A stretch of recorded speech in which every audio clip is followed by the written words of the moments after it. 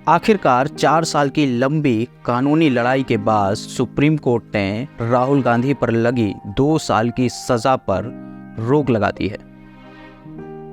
क्या रही supreme court के जजमेंट की हैरान करने वाली जानकारियां, और हम यह भी जानेंगे कि किस तरह राहुल गांधी को नंबर गेम और तारीखों के झमेले में फंसाया गया।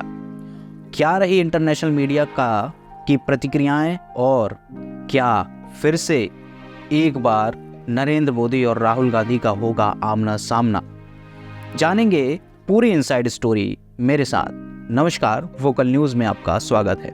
दोस्तों, आज से लगभग 4 साल पहले 13 अप्रैल 2019 को लोकसभा चुनावी रैली के दौरान कर्नाटक के कोलार में राहुल गांधी द्वारा वही एक विवादित बयान दिया गया था मोदी सरनेम को लेकर, जिसकी वजह से पिछले 4 साल से उन पर गुजरात के ट्रायल कोर्ट और उसके बाद हाई कोर्ट और अब सुप्रीम कोर्ट में मुकदमा चल रहा था।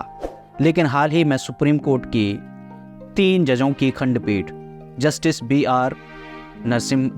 Are Gavai, justice BS Narasimha और जस्टिस संजय कुमार की खंडपीठ ने यह ऐतिहासिक फैसला सुनाया है कि गुजरात ट्रायल कोर्ट और हाई कोर्ट द्वारा सुनाई गई सज़ा का कोई आधार नहीं है और फिलहाल उनकी सज़ा पर रोक लगाई जाती है।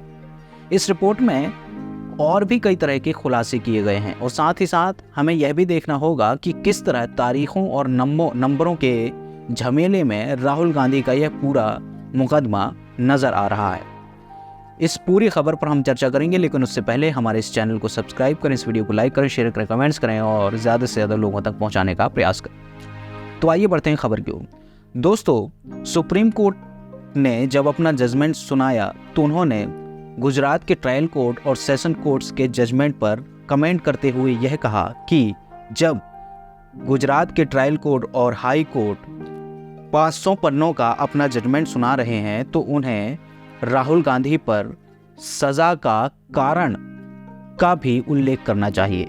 लेकिन हैरानी की बात है कि इतने लंबे चौड़े जजमेंट में किस आधार पर राहुल गांधी को सज़ा सुनाई जा रही है, इसका कोई उल्लेख नहीं है। जी हाँ, साथ ही साथ सुप्रीम कोर्ट के जजों ने यह भी कहा कि राहुल गांधी की सज़ा एक व्यक्ति विशेष की सज़ा नहीं बल्कि एक संसदीय क्षेत्र को प्रभावित करने वाली सज़ा है। अगर हम राहुल गांधी को या किसी भी सांसद को किसी विषय पर सज़ा सुनाते हैं तो हमें यह भी ध्यान में रखना होगा कि उससे कितने लोग प्रभावित हो रहे हैं।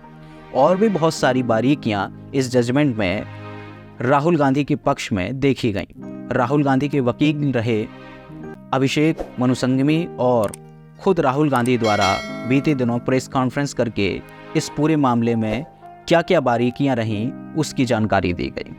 साथ ही साथ हमें यह भी समझना होगा कि क्या राहुल गांधी के साथ एक षड्यंत्र के तौर पर इस पूरे मामले को, क्या राहुल गांधी के साथ वाकई नंबरों और तारीखों का एक षड्यंत्र रचा गया कि किस तरह 2019 के मुकदमे पर ठीक कर्नाटक चुनाव के पहले फैसला सुनाया जाता है और राहुल गांधी को 2 साल की सज़ा सुना दी जाती है और उनकी 24 घंटे के अंदर ही सदस्यता छीन ली जाती है।